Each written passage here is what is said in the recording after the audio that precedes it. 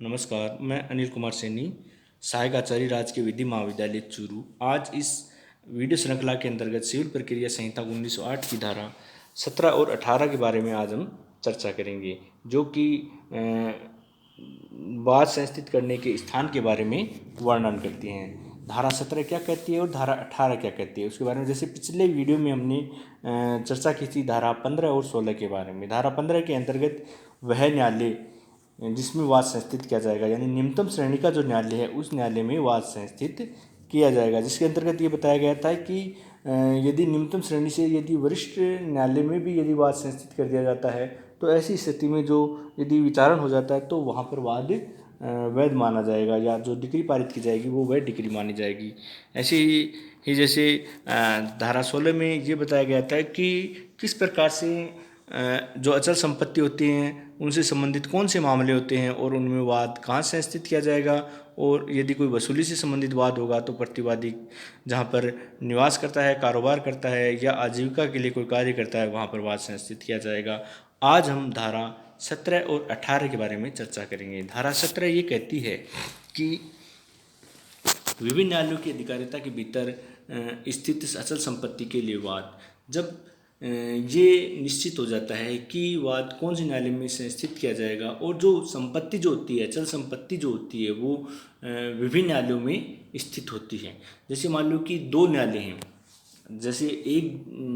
जिले का एक न्यायालय है, दूसरे जिले का दूसरा न्यायालय है, और जो संपत्ति होती है वो दोनों ही न्यायालयों के मध्य में स्थित होती है, यानी आधी संपत्ति तो उसकी एक जिला न्यायालय में पड़ती है और आधी संपत्ति दूसरे जिला न्यायालय में पड़ती है। तो ऐसी स्थिति में ऐसे किसी न्यायालय में भी वाद संस्थित किया जा सकता है जिसके स्थानीय क्षेत्र में उस संपत्ति का कोई भाग स्थित हो, बशर्ते कि ऐसा संपूर्ण दावा उस वाद की विषय वस्तु के मूल्य की दृष्टि से ऐसे न्यायालय द्वारा संज्ञेय हो। यानी जहाँ पर चाहे कितना भी, चाहे 10% हो चाहे 20% हो, कितना भी भाग यदि किसी भी न्यायालय की स्थानीय क्षेत्राधिकार के अंतर्गत आता है और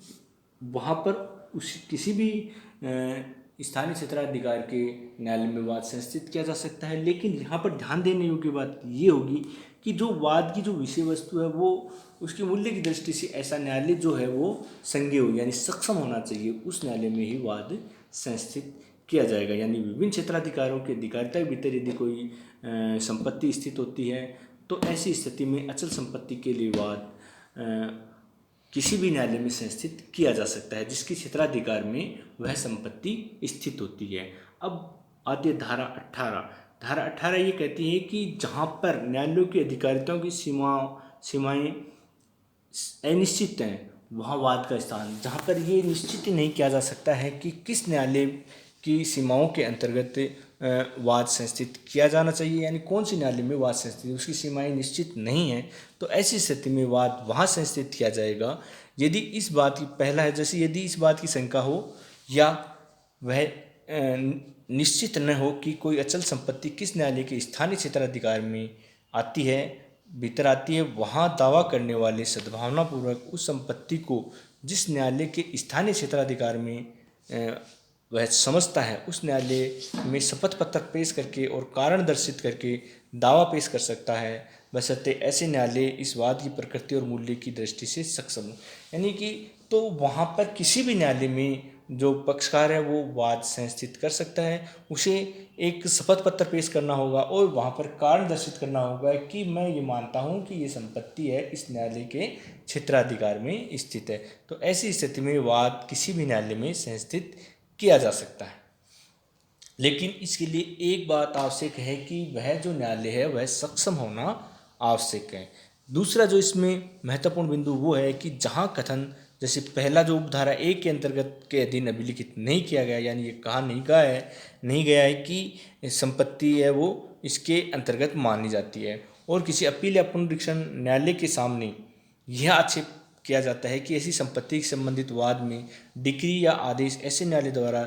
दिया गया था, क्या किया गया था जिसकी वहाँ अधिकारिता नहीं थी जहाँ संपत्ति स्थित है, वहाँ अपील या पुनरीक्षण न्यायालय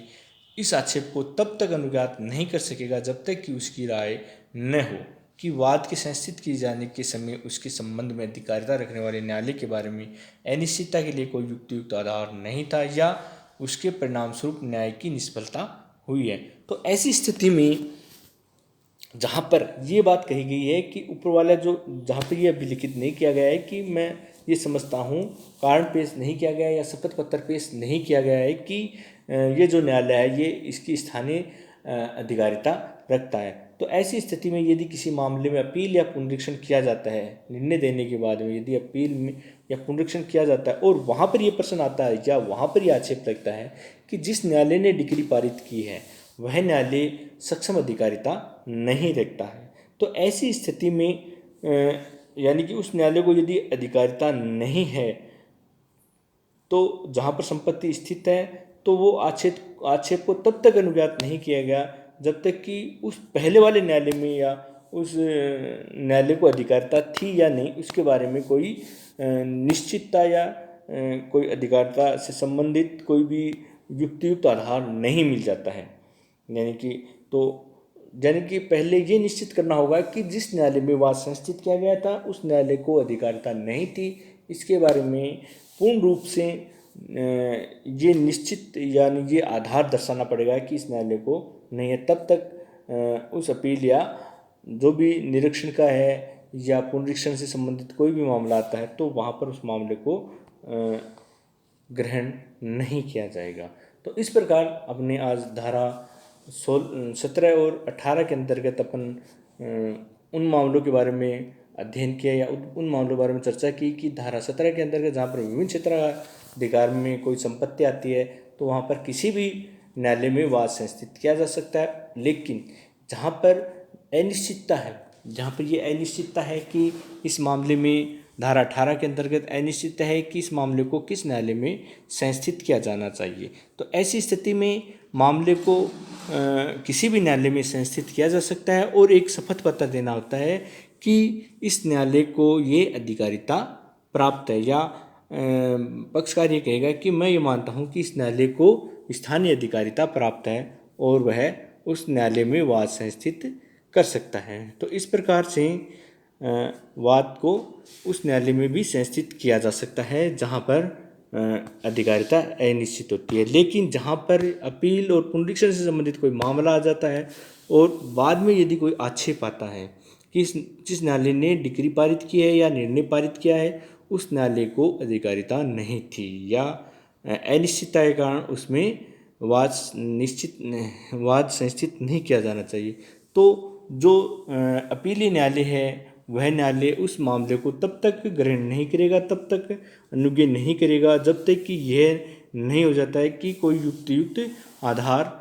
नहीं है कि न्यायालय को अधिकारिता नहीं थी, तो तब तक उस अपील या उस पुनरीक्षण को ग्रहण नहीं किया जाएगा।